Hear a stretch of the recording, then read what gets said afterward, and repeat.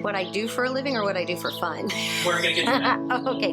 I'm actually a loan officer, and I work for Bank of California is what I do for a living. I love to ride motorcycles, and I just recently, within the last year, started racing. I first got involved with riding motorcycles when I got a divorce 6 years ago, and I sold my wedding ring and bought a 250 Ninja.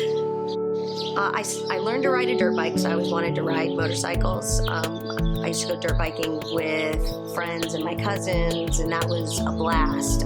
I didn't get to go as much as I wanted to, and I didn't ever get into riding a street bike at that point. And then when we separated, I thought, you know, this is something I've always wanted to do. So I went and bought a bike and then headed out to the track. When I bought my motorcycle, I didn't have anyone to teach me. So trying to figure out how to learn by myself and where to go was a little bit of a challenge.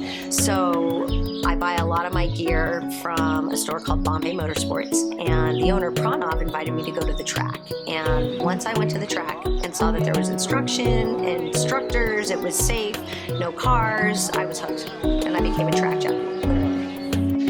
For me, riding is the one thing I can do where I'm 100% focused on that activity. I'm not worrying about emails, I'm not worrying about my phone ringing, I'm not thinking about anything but getting out on the track and having a blast. It's awesome. I absolutely find it to be therapeutic. I've always done kind of high adrenaline sports. I rock climbed for many years when I was younger. Then I kind of fell out of that, and riding for me is, it's my church, it's my therapy, it's everything.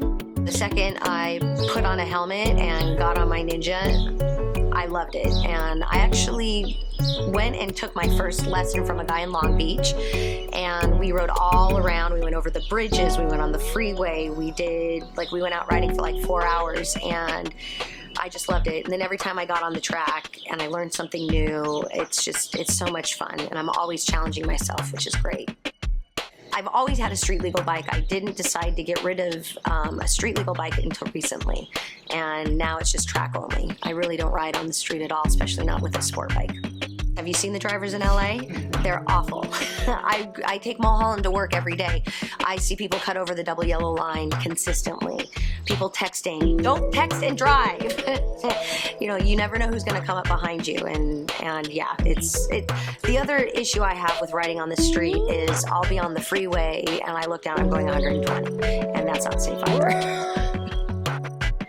Well, I'm pretty brand new to racing. I only raced twice last year, and then this year I decided I was going to go for the whole season. So what goes through my head really before was I don't stall, finish the race, don't crash, and I didn't care about placing. This season, starting out, I had those same goals. The problem was I realized, oh, I'm faster than some of these people. Not the problem. This is what a racer does. And I went for it, and I wanted to win. I really like to be calm before my race, close my eyes, meditate for a couple minutes, and just not get too excited. I probably should not listen to music when I ride, but I do. I enjoy it. And it also helps calm me so that I'm focusing on where I'm going. I'll probably stop listening to music and just put in earplugs and really listen to the motorcycle, because the more advanced you get, the more you really need to know what's going on with the bike and where you're at and what RPMs you're at. The first time I crashed, I was in Latigo Canyon, and it was on the street, and I'd only been riding maybe 6 months. I had just gotten my 600. It was maybe the third or fourth time I was on it, and I either hit gravel or a slippery spot, and my bike did a low side. It came out from under me, and it slid and it spun in the middle, and I remember sitting there watching it spin going, are you kidding me, my bike? And then I stopped and went, wait a second, I just crashed. Am I okay? And I stood up and, you know, everything was fine, or at least I thought everything was fine. And some people came along, so my bike was in the middle of the road. They helped me get it up, and I rode off and met my friends and then rode home. I didn't think about it too much. I didn't want to think about it. And then I went a good 4 years without having crashed again. The last crash happened this last weekend during my race. There's a girl in front of me who was about 30 seconds slower than me. I got a bad start, so she was in front of me, and I really just wanted to get around her. And she kept running wide, and I tried to take her on the inside, and then at that point, she decided to take the race line. She was a very inconsistent rider. I should have been more patient. I should have passed her in a different spot, but that's okay, lesson learned. And I'm okay from all my crashes. Sexist behavior at the track.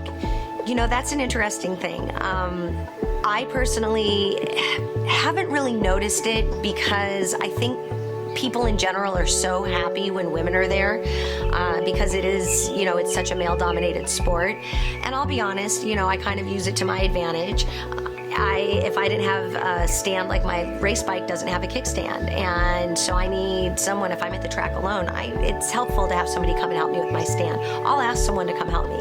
I have girlfriends that are the exact opposite. They're like, nobody's gonna help me.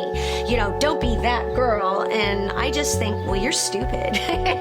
Why am I gonna lug a 50-pound generator halfway across the track when I have a nice gentleman that's offering to ride it over on his scooter? So, but, you know, and actually you will have two types of people.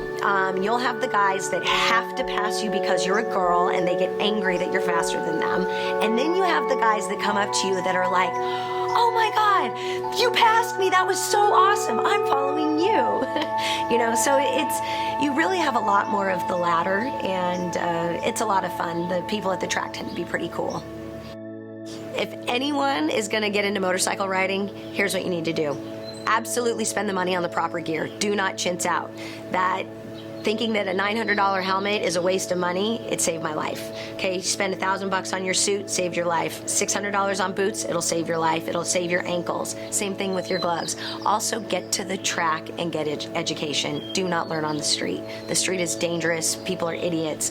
The track is so much fun. You can learn to go fast. You can have a blast, and it's in a controlled environment.